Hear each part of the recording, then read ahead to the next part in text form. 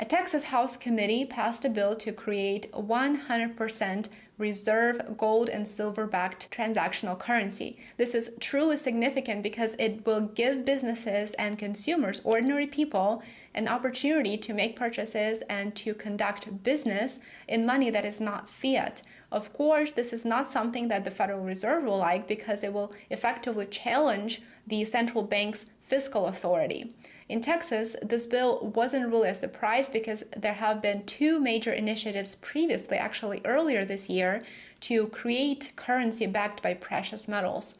There's absolutely no denying the fact that this will become a really good alternative to the digital dollar, a CBDC that is fiat and not backed by anything. Texas is even planning to make gold and silver legal tender in the state. Of course, all of this comes as a direct response to the Federal Reserve's effectively developing its own CBDC. With so many people becoming increasingly aware of how digital currencies work, it is safe to say that they would like to have an option, at least to have an option to use precious metals. And so Texas recognizes that. Silver and gold coins hold their value. If an alternative legal tender is adopted by Texas, the Federal Reserve currency, the Federal Reserve notes, would effectively lose its value. The bill was just passed in Texas House Committee and is now going to be voted on by the House of Representatives. This new legislation calls for the issuance of gold and silver specie, as well as the adoption of digital currencies that are 100% backed by gold and silver, and this is important, 100% redeemable in cash, gold, or silver. And we'll talk more about that in a minute. The new digital currency backed by gold and silver would be actually available for use in everyday transactions. So you see now how significant of a challenge it will be for a fiat digital dollar that is not backed by anything at all other than the government itself. So let's take a closer look at the bill. The controller shall establish a digital currency that is backed by gold so that each unit of the digital currency issued represents a particular fraction of a troy ounce of gold held in trust.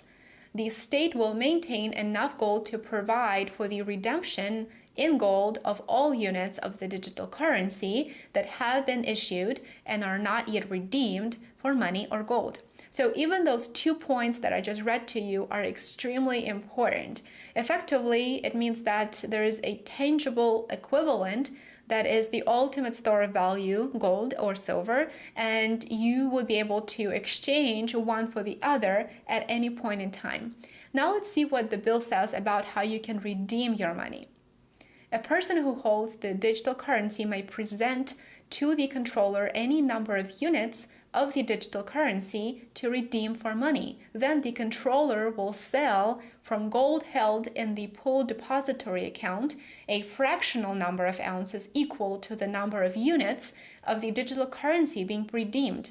And he or she will provide it to the person in an amount of money that he or she received from the sale of gold.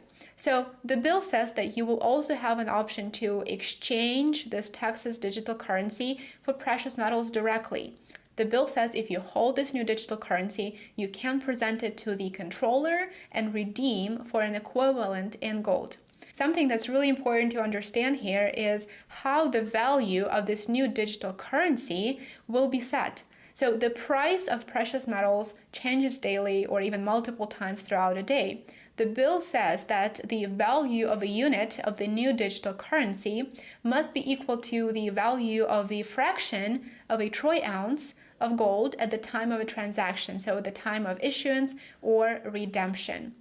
Let me know what you think about this new bill in the comments below. I would love to hear from you. Are you seeing similar initiatives in the state where you live? I know Florida and several other states are very much on board with this. Not surprisingly, the bill is getting extremely strong bipartisan support in Texas, and it really echoes two bills introduced earlier this year. The first one seeks to require the state of Texas to establish gold and silver reserves. And the second initiative that was recently introduced, as I mentioned earlier today, was to make gold and silver legal tender. These three new bills combined have been introduced over a span of just 2 or 3 months. So there's absolutely growing concern and opposition to the direction that the federal fiscal policy is taking. Later this week, I will upload a separate video that will go into further detail on the state gold reserves and how it will work, as well as gold and silver becoming legal tender in the United States. So remember to subscribe if that's something you're interested in.